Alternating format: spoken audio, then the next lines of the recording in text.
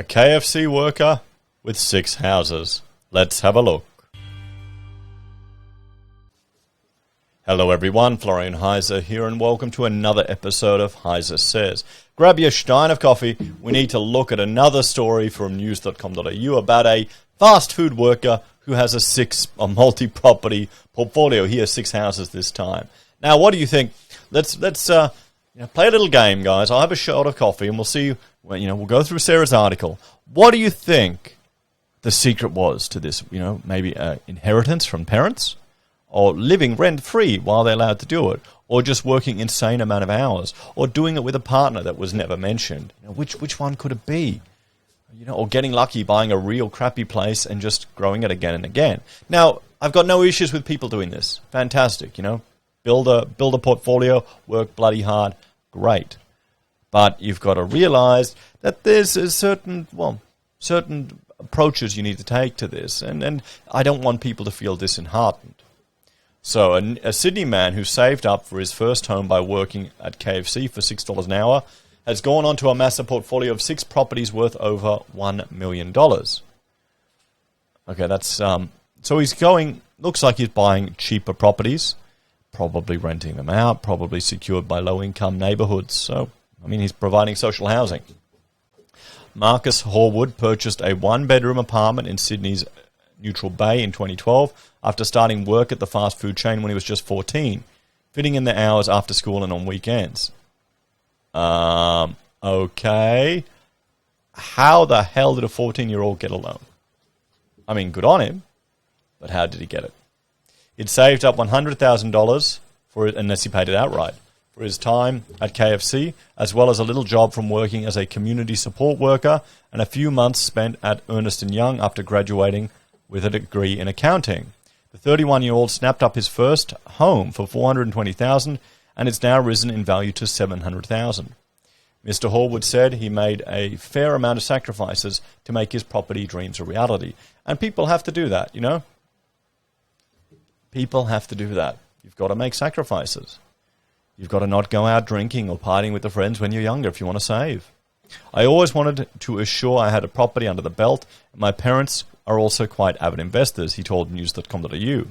They have their own business, and I've seen how properties at certain times can support them when business isn't great. So it was a bit of a security to move out and call a place my own, but I forewent a lot of fun like traveling around the world, unlike my friends. Initially, he lived in the Neutral Bay unit for a year before renting it out after he started studying a master's in teaching at Strathfield and wanted to move closer to the university. But it took another 4 years for the loans.com.au customer. There you go, there's the article. That's it. That's where this has come from. To start buying again in 2016, after a big boom in property saw him gain a lot of equity in his Neutral Bay flat. Now, this is the story, guys. This is using the equity in your property to buy another property. And this is fantastic if property keeps going up.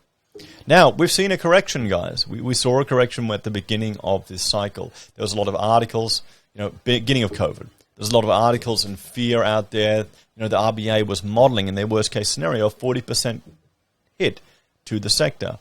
And I'll do a video later today. I'll probably put it out tomorrow because I've got a poll running about how people would get, how much increase to their mortgage repayments would cause people to get worried. And there's a fair chunk of them with only $100 a month would get them worried. Now, here's the thing, guys. If you're doing this, if you're using this equity to jump from one property into another, if the house of cards starts falling down, one starts toppling under another and another and another, it can become quite a mess where you're forced to sell. Now, that's what many people predicted were happening. That's what looked like it could happen. But then we had not mortgage keeper. We had the mortgage holidays. We had, people able to access their super. We had banks not foreclosing on anyone at all during all this period. We had super low interest rates. We had government stimulus for the housing sector. So let's play the cards, guys. What's a greater chance of the interest rates going up and then people being pushed out and all of a sudden a big crash, or intervention to mitigate that before that happens? What do you think the politicians would push for? It's not free. It's not fair. It's Australia. So it saw him score 3 homes in the space of a year. I went against common advice in terms of buying in blue chip inner city areas and looked for positively geared properties that would pay for themselves. I got a lot of YouTube videos that got into different strategies. I was just about to go into a PhD full time, and I found out that scholarship wouldn't have counted towards income. So I wouldn't have been able to service the mortgage with a $36,000 scholarship. All of his purchases were 3-bedroom houses, but located across Australia. The first was in Rangeway in WA, which he picked up for $150,000 just after the mining boom, which he estimates is now worth $210,000. He was able to rent out for $200 a week. Now, we've looked at some of the property over in WA. Now, you can positive gear over there at the moment. It's insane right now, the demand for rent. But if they're, so there you go. You got to keep, if you're an investor in WA, you got to keep pushing people to vote for Labor, to have lockdowns, to keep property, keep rental demand high. And people will do that. People will make political decisions simply to keep their property higher. He said he used 100% equity and didn't stump up a cent of his own for the place, instead borrowing everything. I've never actually been there personally to see the property, so I've never seen it in the flesh, he said. But it was the first one I bought from my equity. And at that stage, my borrowing capacity was quite minimal, as my salary was small.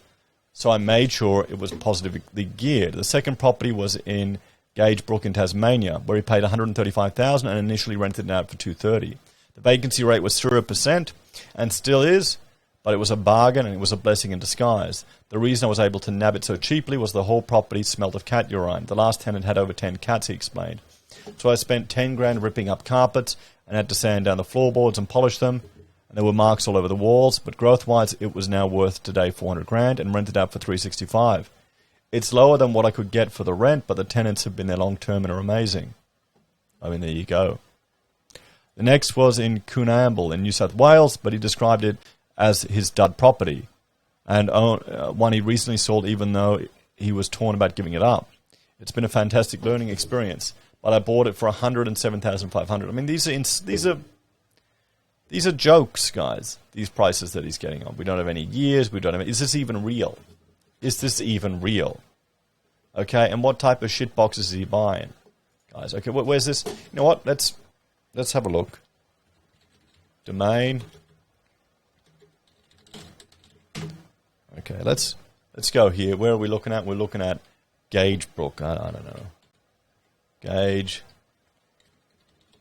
Brook, Tasmania.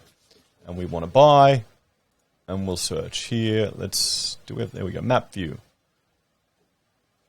Okay, where are we looking at here? No, this isn't right, is it? Come on, where is Gage Brook? Why isn't it coming up? Gage Brook, Tasmania. Yep. Is this the whole thing?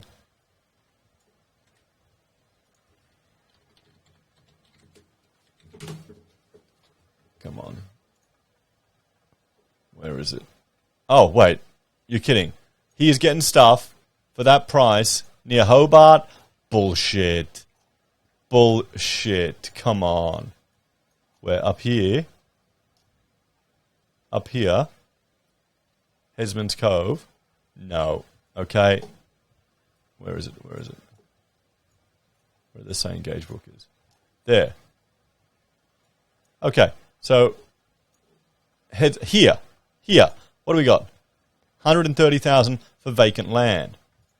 Okay. You can't get a house for that anymore there. I mean, okay, you need a bit of work on it. At least it's got some views. You know, a nice big tree. What else? Where's the other property? What's this one here? Nope. Okay, nothing. What about across the road? Okay, $349,000. When did he buy this bloody thing? When did he buy it, guys? Little specky. Little spec house. Yeah. Okay. I mean, there you go, guys. There you go. We'll jump back to here.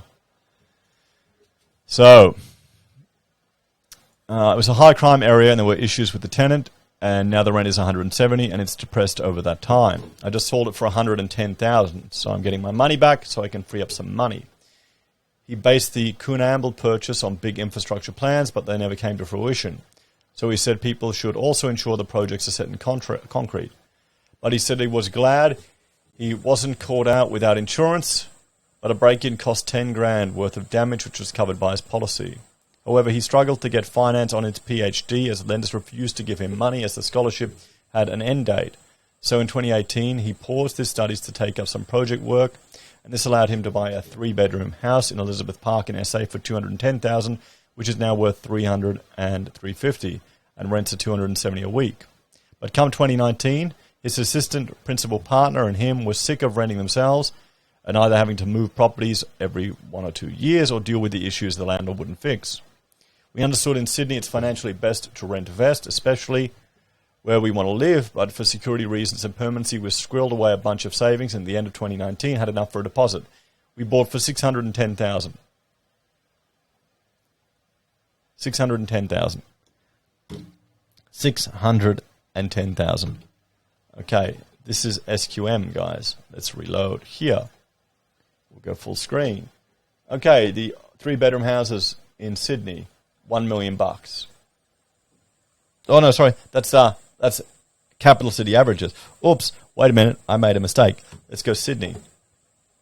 Let's go Sydney. I'm sure it's going to be less. Oh, 1.5. Okay.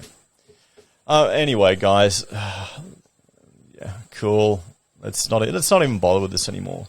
I mean, he was a KFC worker 1 million years ago. He saved up a huge deposit. Didn't say how he did. Didn't say where he worked with his family. I mean, good on him. He's built up a property portfolio. And there was 2 of them. There was 2 of them. Just mentioned at the end. Let's have a talk about this, guys. Okay, let's see what we can take away from it. I mean, good on the bloke. Building up a property portfolio to provide for an income stream to his family. Fantastic.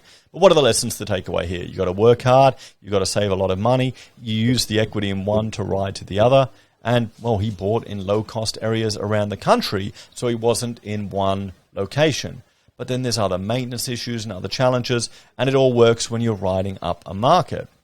Can you pull that off if we have a stagnant property market for the next 5 years or next 10 years?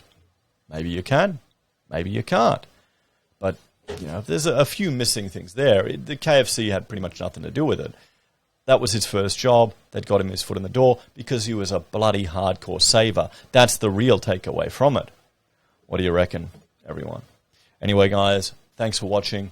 And check out this last video in the series of fast food workers buying huge property portfolios.